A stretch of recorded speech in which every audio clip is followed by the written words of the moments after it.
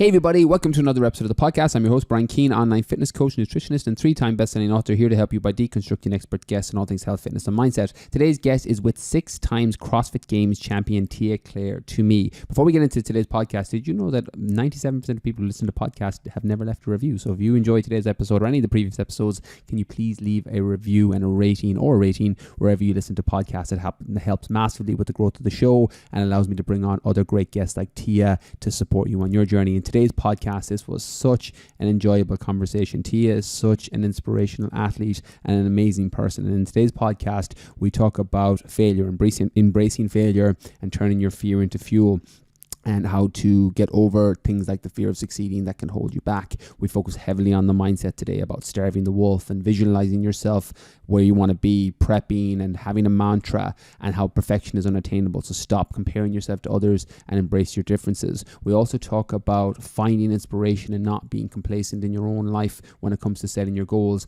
and her journey back to competing 5 months postpartum after having her daughter Willow, which is an incredible story. And I think anyone that is female in particular that can sometimes think, okay, if I have children, I need to, put my life on hold, or if you have children, you can put your life on hold, and how to reframe it and see it in a different way so that you actually can be an inspiration for your children by going after the life and the goals that you set for yourself. An amazing part of this podcast that we talk about halfway through. So there's so much in here. This is one I'm going to go back over myself with a notepad and a pen and take even more inspiration than I probably even got the first time, because I'm fired up and motivated off the back of this. So a massive thank you to Tia. So without further ado, here's today's podcast, a great interview with 6 times Crossfit Games Champion, Tia-Clair Toomey, on embracing failure, building mental toughness, and how to take your mindset from great to unstoppable. Enjoy.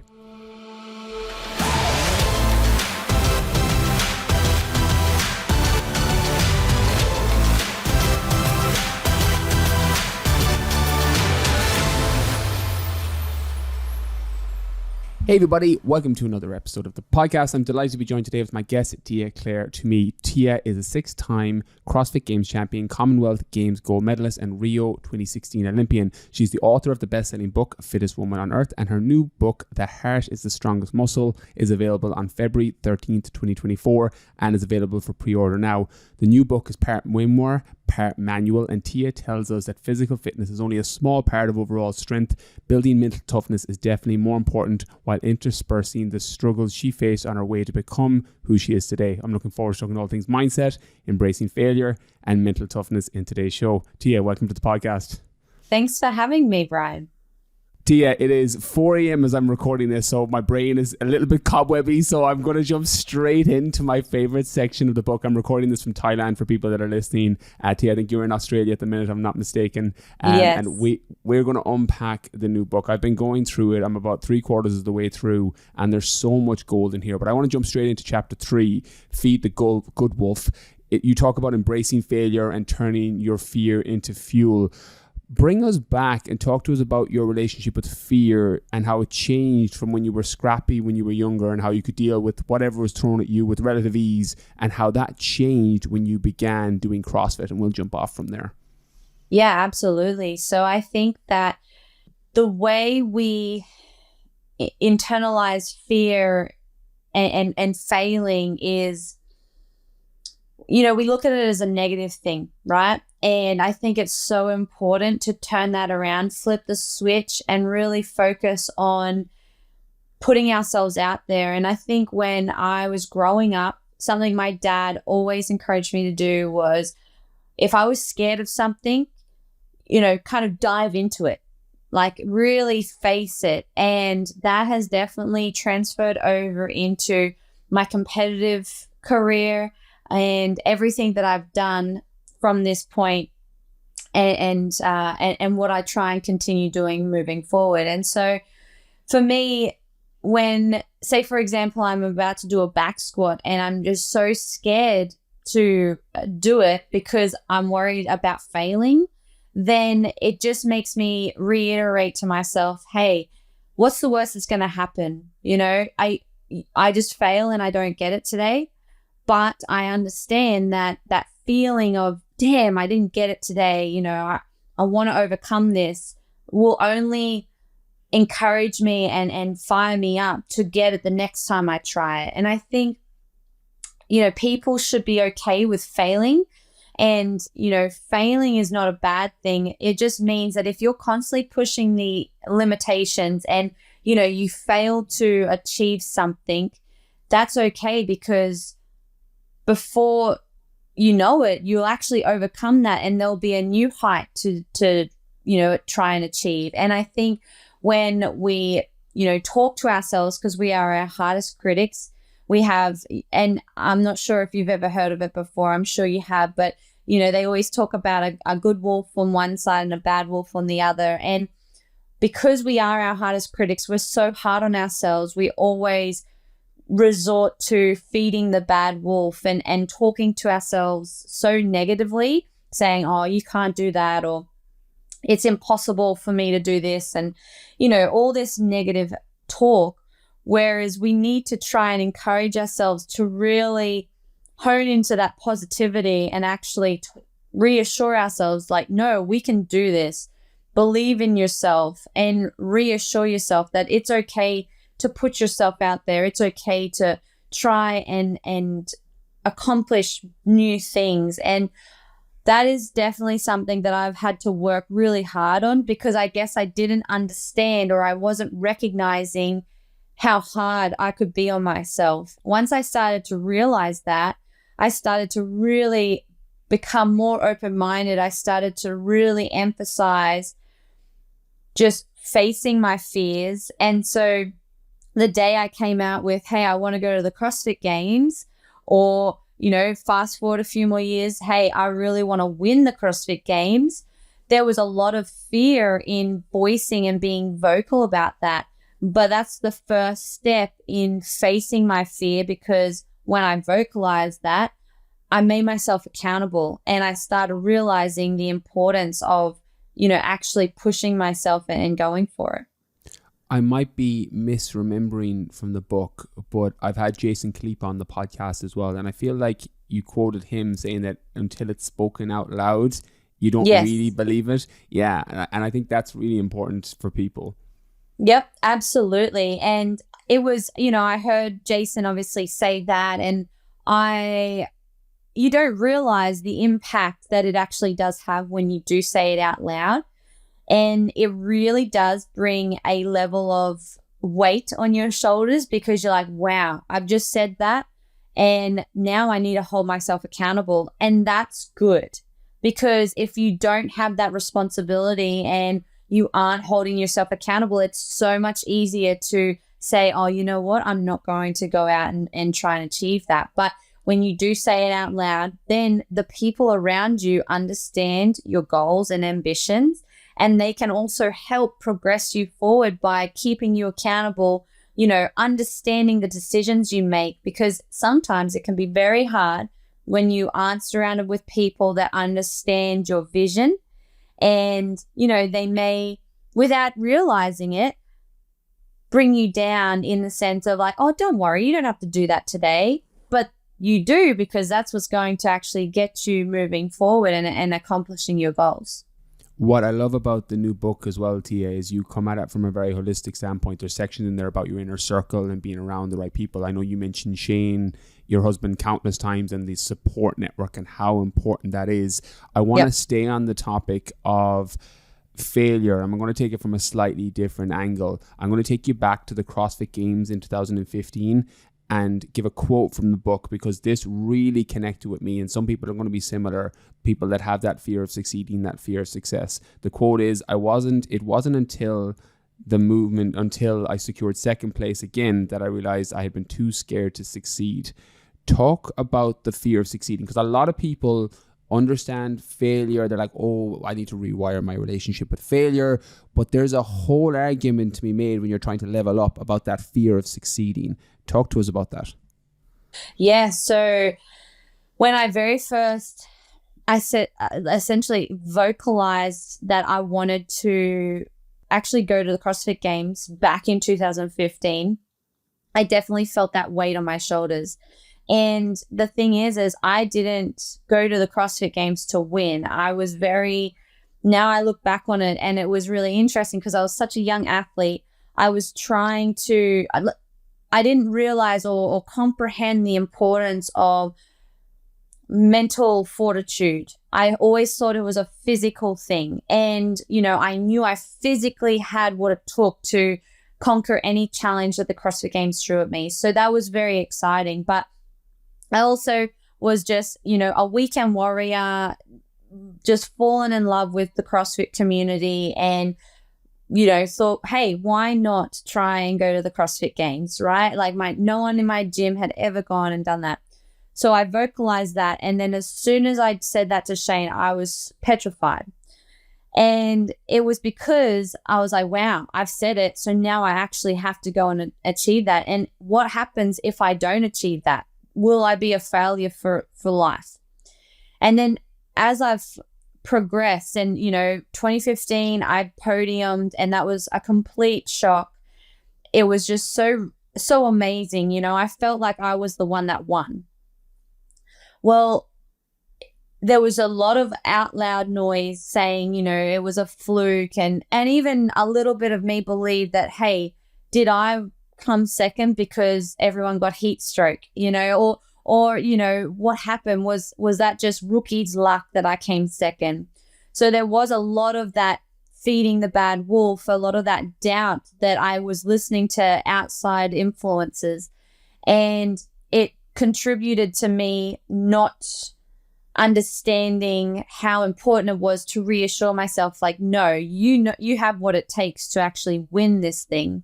So really trying, like I was going back and forth, really trying to understand the importance of really embracing that belief in myself. And I'm a very confident person in general. You ask all my family members, when I was a young girl, I was so confident, I was so ambitious, and I was out there.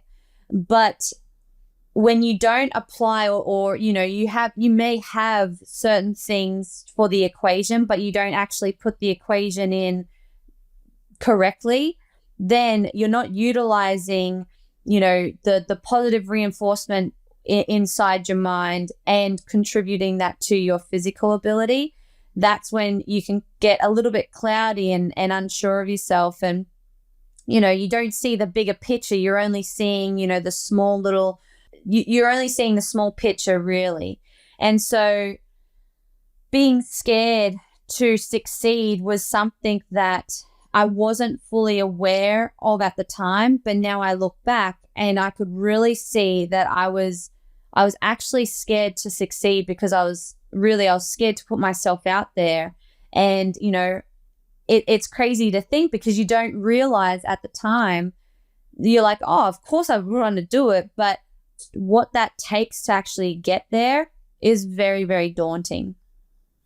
I found it very similar as a massive wake-up call because you don't really have a lot of awareness around that fear of succeeding, that you kind of think, well, of course you want to succeed. That's silly. But in reality, in hindsight, when you look back and think, oh, actually, I didn't go all in or leave everything on the field. I had Matt Fraser on the podcast as well. And Matt was talking about leaving everything on the field. That's his approach, that there's no regrets when you leave everything on the field. And a lot of us can go through and navigate life, whether it's CrossFit or our relationships or our business or just our personal life. And we don't leave everything on the field because of that fear of succeeding. And I think starving the wolf is a big thing here, and you've got some great tips in the book. I think remind yourself that fear is good, visualize yourself as a champion, prep and more prep, and have a mantra. Is there any one of those 4 tips for starving the wolf that you feel has more of a positive impact than others, or do they generally just feed into one another for you? I think it all feeds into one another. I think just focusing on one particular thing, it didn't get me over that edge, right? I think it was a combination of everything. And that's something that I've, tried to lay out in the book. It's not just facing your fears of failing. It's also, that positive reinforcement. It's creating that momentum and, trying to find that motivation and understanding your why on what you're doing and why you're going out after something, that it all contributes to having a successful campaign in achieving what you are setting out to do. So that's one thing that I feel like I've learned over the years, it all relates to each other. And, you know, sometimes people may think that I'm a broken record, you know, I'm constantly trying to explain how important it is, but it's just because I didn't realize the importance of mental fortitude and how that can really take you from being good to great to unstoppable. And so your physical ability, your body can get you so far. It could go for days, but if your mind isn't in it, and that is going to be the first thing that gives up. And so that's why it's crucial to apply all these components that I talk about so that you can really unleash an unstoppable mindset. Tia, what's something that you know now about mental toughness that you wish you knew when you started CrossFit first? I think the thing that I have really learned to lean on is just letting go. And, you know, because I started this journey because I am so passionate about competing. I love competing. You know, I love sports. I love challenging myself and all that good stuff. So I knew about that. You know, that's something that I definitely leaned on to start off with. But and when I'm training, you know, I've never taken shortcuts in my training. I've always trained really hard, you know, done my homework, all that good stuff as well. But when it came to competing and not understanding or realizing that maybe you can tense up during competition because you have such high expectations of yourself, that is something that I think I didn't, or I wasn't aware that I was doing. And that contributed to the second place that I was receiving versus actually getting on top of the podium. And so finally understanding the importance of letting go, finding that zone to really just allow my subconscious to take over while I'm competing. And I always trusted in my programming, in my team, in my coach. So it was all about just actually being relaxed and trusting that, hey, I've done the work. I trust in my process. I know I've done absolutely everything that I can to be at the top of my game and be the best version of myself. So now just let it go and let the work take its course. And that's something that I think has really helped me just touch on something that I've never even thought was possible. There's a common trend that I see amongst professional athletes that I speak with and high achieving athletes, and it's that they drop into that flow state, that everything is nearly on automatic. They're in the subconscious. I've had Stephen Kotler on the podcast, one of the world's leading researchers on flow states, and he speaks about how once you get to a certain level of competence, you nearly switch your brain off and it becomes automatic. So success is leaving clues for people that if you work hard enough and you keep drilling the technique, and you might not necessarily be a professional athlete, but you can approach life that way. I think that was one of the messages I got from your book, that, you know, take that athlete, take that professional mindset. This is going to seem like a little bit of a sharp term, Tia, and I'm going to double back. But you mentioned there about being a competitor, and something that jumped out with me from the book that I loved, and my favorite chapter in the entire book is chapter 6 about perfection being unattainable. And I am going to pull it back to your 12-year-old self, because I have a young daughter at home, and you talk about body image in there, social media, and the body for two is what I want to touch on here, because what jumped out at me, and I loved this as somebody that works with so many mothers, is sometimes, and you have a line in the book that says, I thought when I'd become a mum, that would be it, and then that my life would just be a mum. But your fire kept burning. And the reason I want to pull this out is because from my experience of talking with mothers, sometimes it goes one way where they think, okay, I want to be a mum now. I'm a mom first, everything else is second.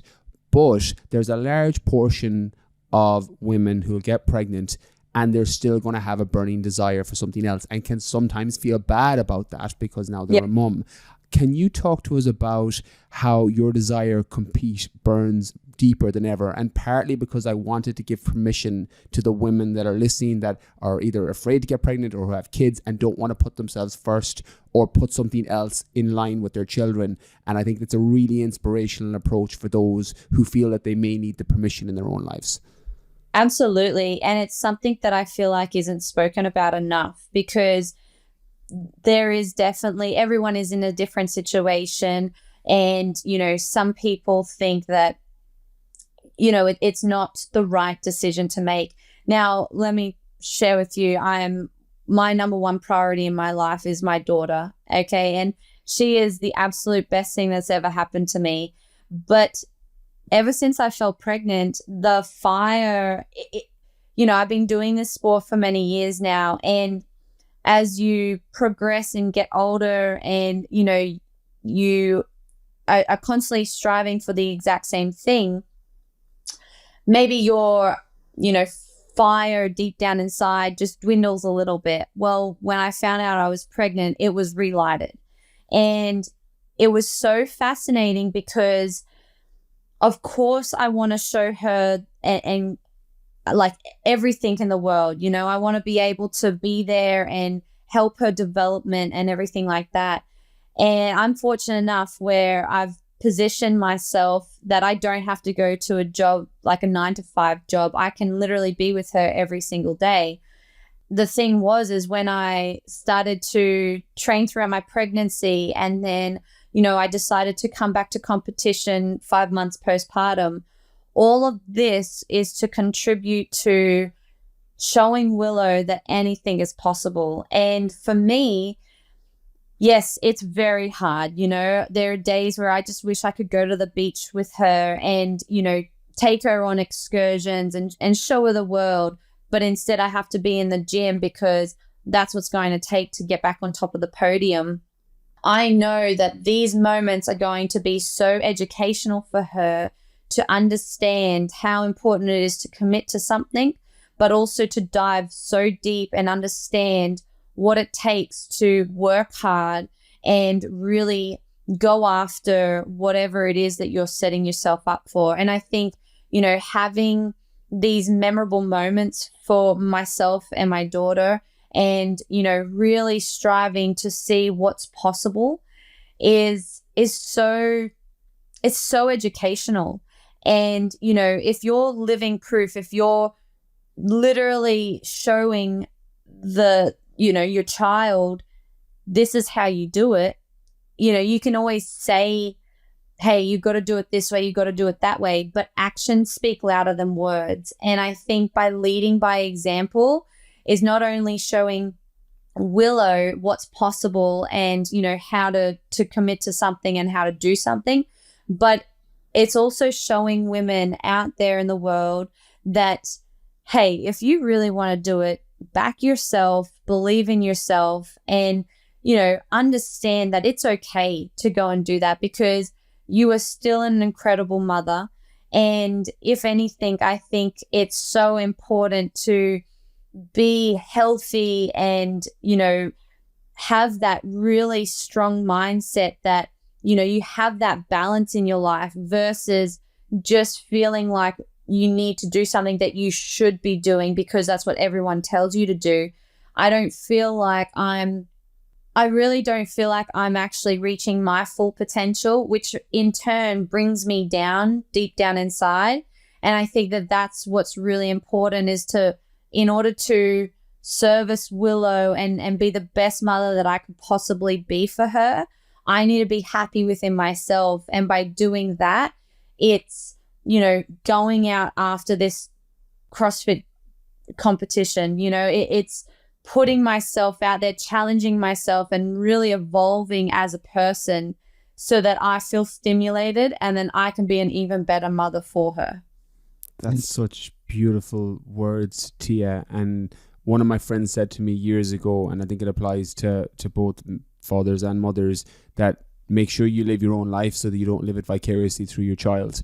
And I remember it hit me like a ton of bricks. I'm like, oh, I actually need to keep doing all of my things. You can show up as a great father, show up as a great mother, but you also have to follow that curiosity and that thing that's burning inside you. And I'm so glad that you documented that you're speaking about it, because I think it gives that permission, it gives that inspiration, a combination of both. I think some women will listen and get inspiration, some will listen and feel like they've got permission, and I think both are going to be really helpful to them. I want to pull it back to 12-year-old Tia and your first encounter with bullies. As I mentioned, my favorite chapter in the book was Perfection is Unattainable. Stop comparing yourself to others and embrace your differences. Talk to us about your first encounter with bullies and how that shaped this mindset with comparing yourself to others and the importance that you embrace your differences. You know, when I was growing up, it wasn't all rainbows and sunshines, you know, and I think that as a kid, you don't realize at the time, you know, how small little things are, but it's just the impressions that you get from other people's actions or what people say. And, you know, everyone goes through that, right? Everyone can get emotional. It depends on, you know, maybe the day or what you're going through in your life. You know, it may be just a small little comment, but and let's talk about social media right now, because everyone is so involved in social media. It's just what our life is right now. And, you know, we always see these perfect lives and, you know, people going on these amazing holidays, or, you know, there's a perception that some people in our lives have everything organized, you know, and sometimes that's just not the case. It's a facade, right?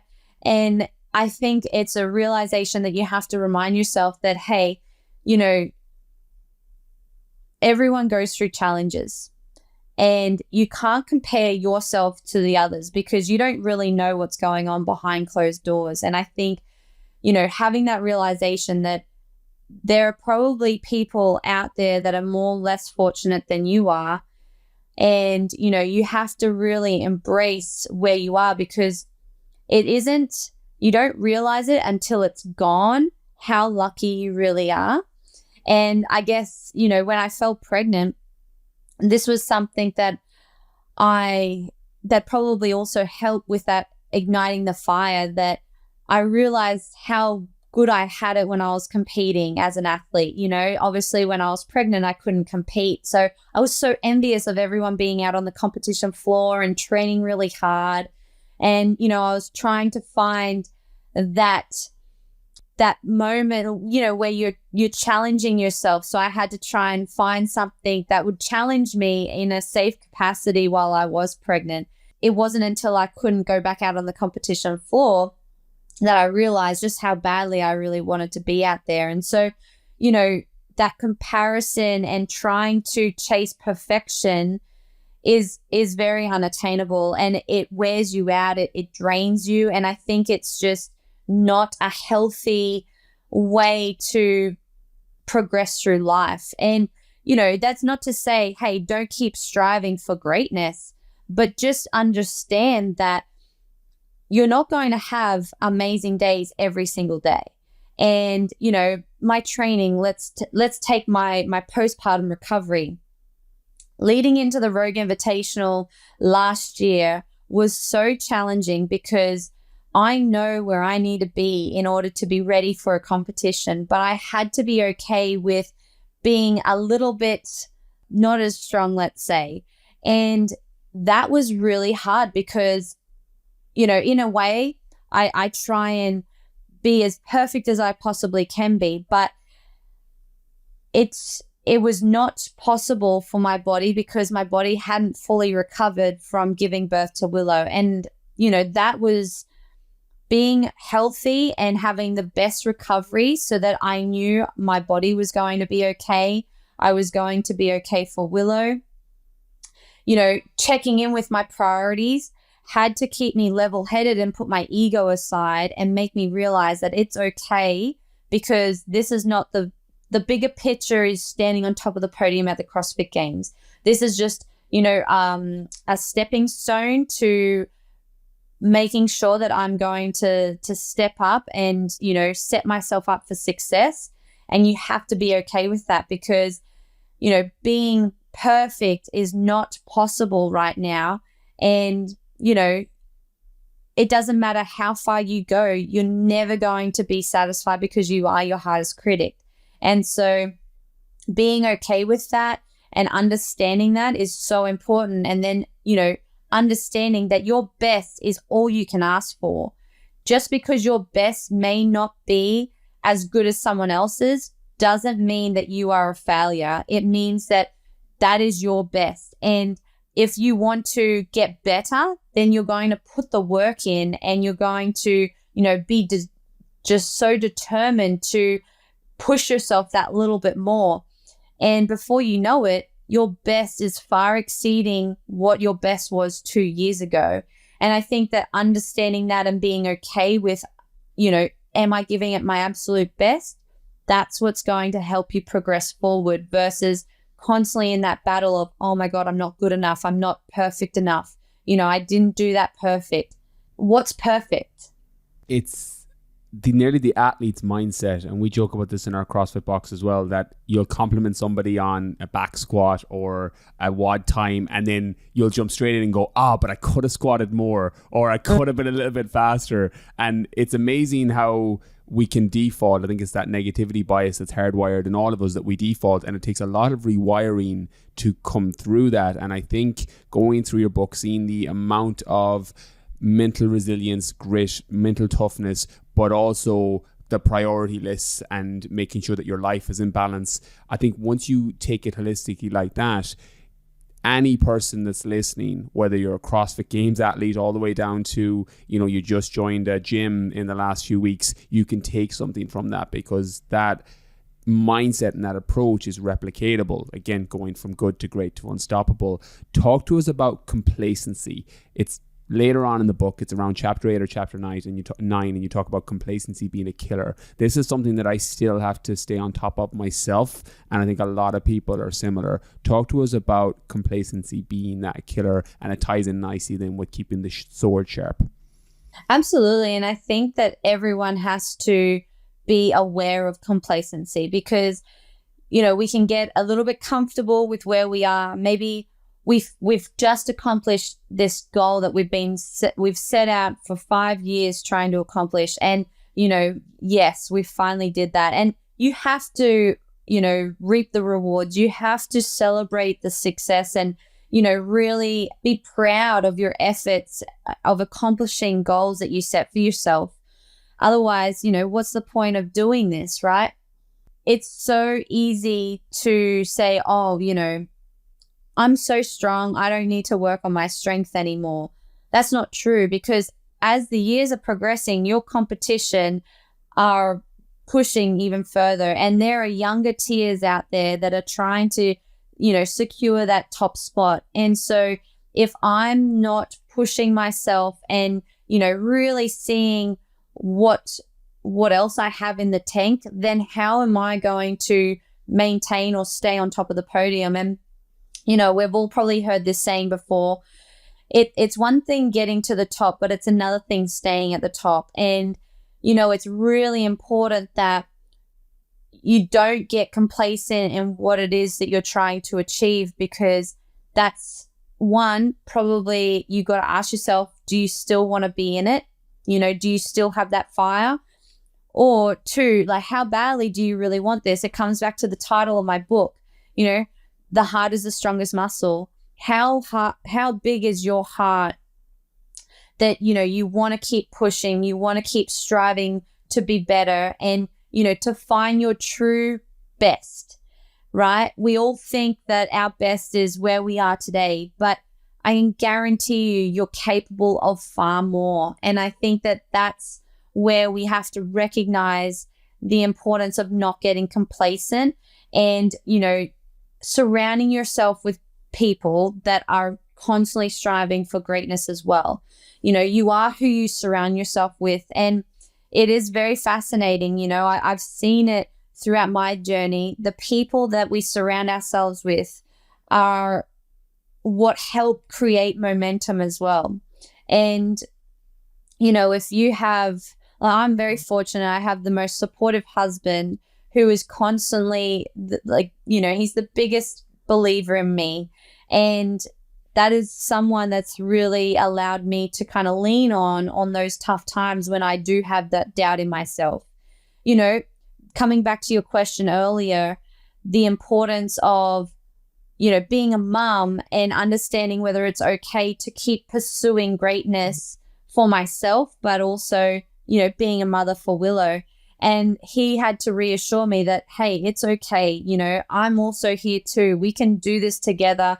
We can do it all as long as, you know, we are together. You know, we're showing Willow the constant love that she deserves.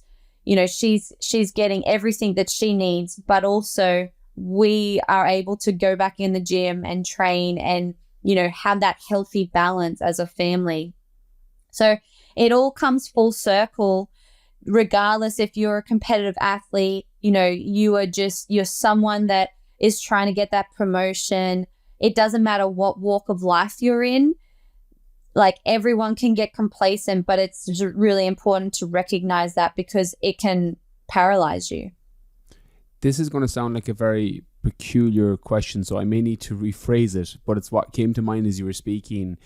With that fire that you have inside, whatever other language people want to put on it, desire to, you know, going after that greatness, do you find at this stage in your life it's to not let that fire burn out, or do you have to keep adding to it?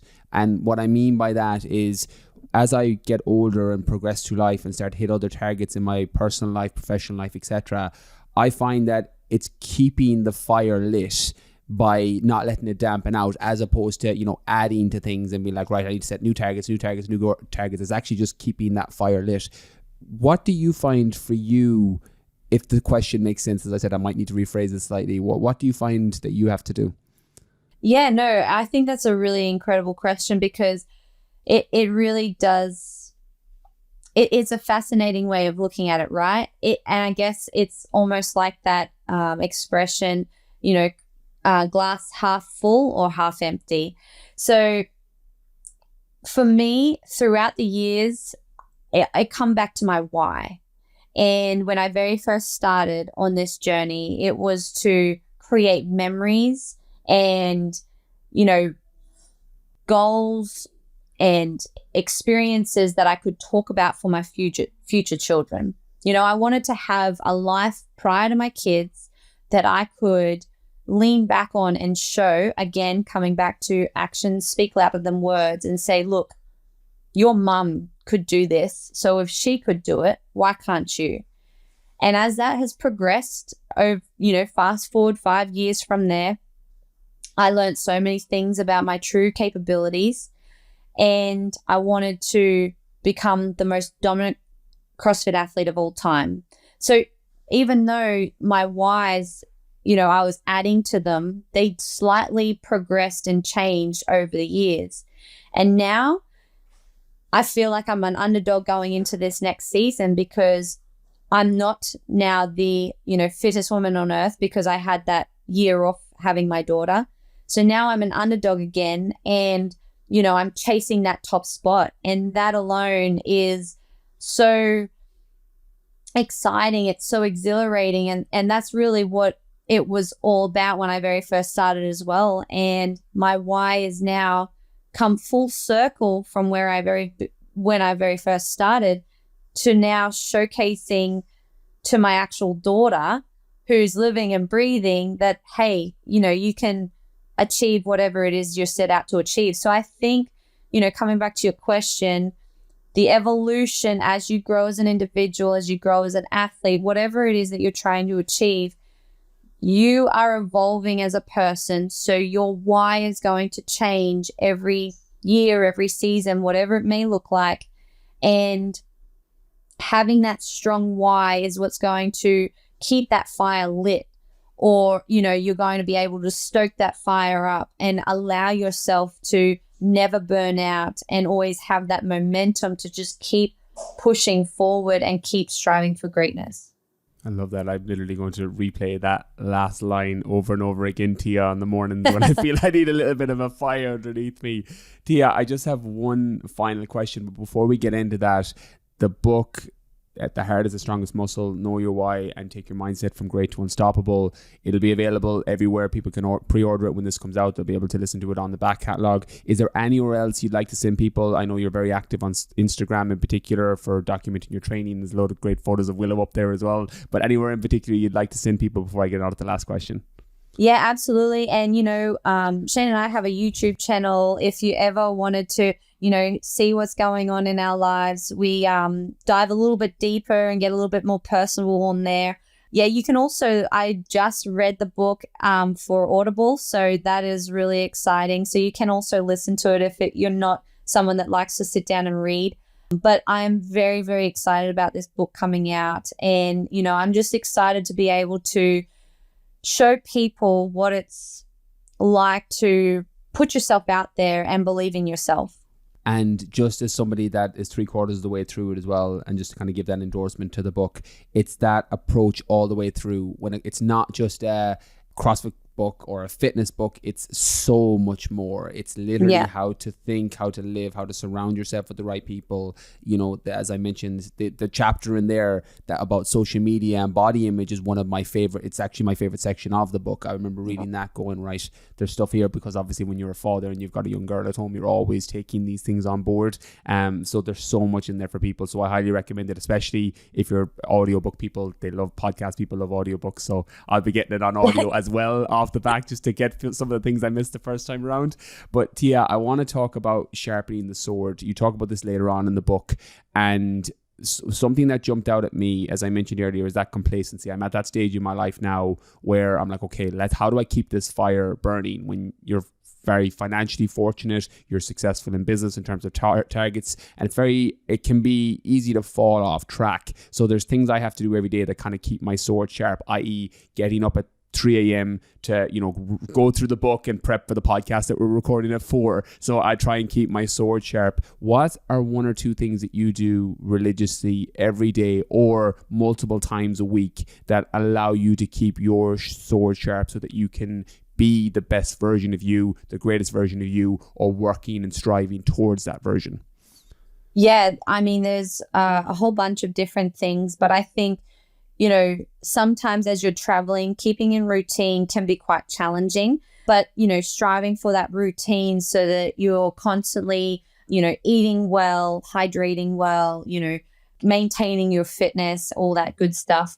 But Shane and I, we have a calendar that we have, and it's a big enough for us to it's actually a whiteboard calendar, and we have 5.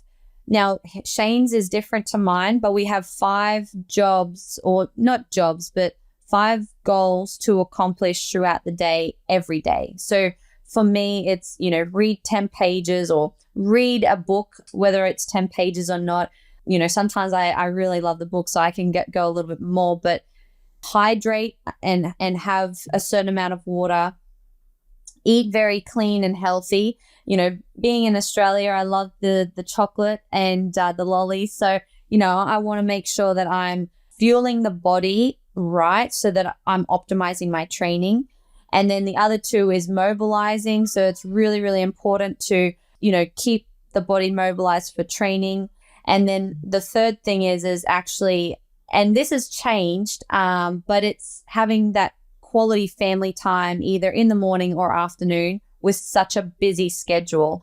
And so that's a new thing that we've started to implement, obviously now having Willow. But as I started getting back into training, it was really one of those things that we had to be aware, hey, it's not just Shane and I anymore, where, we spend every day at the gym together. We have a little one, and it's so important to give that time to her as well. And so if I can accomplish those 5 items throughout the day, I get a big W on my calendar. And, some days I fall short of that. And, if I don't do, 1 or 2 of the things throughout the day, then I put a big red L on there. So I've lost the day. And that keeps me motivated to win the day every single day. Some days I don't because, something has come up, life just gets a bit hectic. But it gives you a very clear view of the direction of where you're headed, and if you're staying focused and you're staying on top of things. I love that. The days lead into weeks, the weeks into months, the months into years. So if you can focus on winning the day, it all adds up. Tia, as I mentioned, I'm so grateful for your time, for the book that you've written that's going to impact people in such a positive way, and for the inspiration that you've given me, and particularly for everybody listening. I think especially women, and I don't want to completely generalize, but seeing you live your life and being that inspiration for Willow and for others, I think is such an important thing. So keep doing what you're doing, keep smashing it. And I really appreciate your time, the energy, the focus, everything that you've given this. And for everyone that wants to check out the book, I will link it in the description. I highly recommend it. Tia, keep doing what you're doing. And thank you so much again.